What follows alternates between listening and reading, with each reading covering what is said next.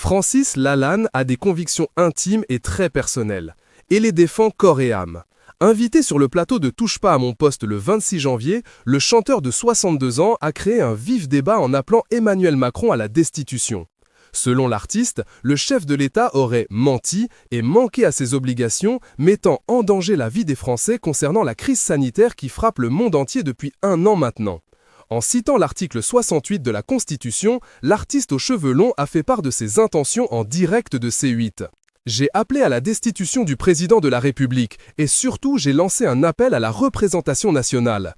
Je pense qu'on n'est pas 60 millions de procureurs, on est 60 millions de prisonniers de ce monsieur.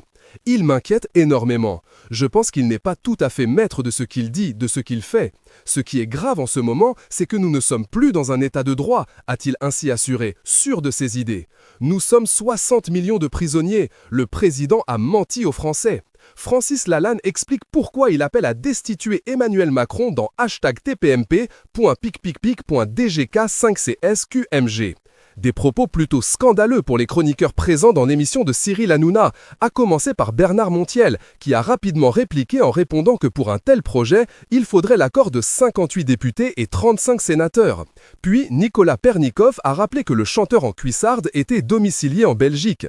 Des remarques qui ne sont pas vraiment passées pour Francis Lalanne, qui a choisi de quitter une première fois le plateau. Avant de revenir en déclarant « Je devais avoir un entretien avec Cyril, je devais parler de mon point de vue, mais je n'étais pas d'accord pour être l'objet d'un procès, être pris à partie ». Les tensions sont ensuite montées crescendo à l'entrée des médecins Jimmy Mohamed et Martin Blachier. Après un court instant, face aux deux hommes, le père de famille est encore sorti pour venir s'asseoir à nouveau, puis de s'en aller une troisième fois lorsque Jimmy Mohamed lui a rappelé de porter son masque dans les couloirs.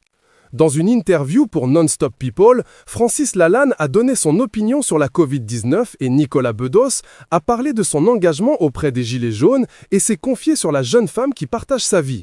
J'ai peut-être tort et j'ai peut-être raison. Il y a des gens qui pensent comme moi et ça n'engage que moi, s'est exclamé Francis Lalanne, visiblement agacé par les propos des autres invités qui lui reprochaient sa confusion. Hors de lui, à la fin du débat, le poète fantasque a finalement lâché. Monsieur, ne me traitez pas de paranoïaque, parce que je m'en vais tout de suite. Ne vous attaquez pas à moi, répondez-moi sur mes arguments, ok ? À l'origine de cette altercation, une tribune inspirée d'Émile Zola, intitulée « J'appelle » est lancée le 22 janvier sur le site de France Soir. À l'intérieur de celle-ci, le sexagénaire engagé auprès des Gilets jaunes aurait demandé aux forces armées de mettre à pied les auteurs du coup d'État, à savoir le président de la République en personne, et de les faire comparaître devant un tribunal constitué en haute cour pour qu'ils aient à répondre du chef de haute trahison.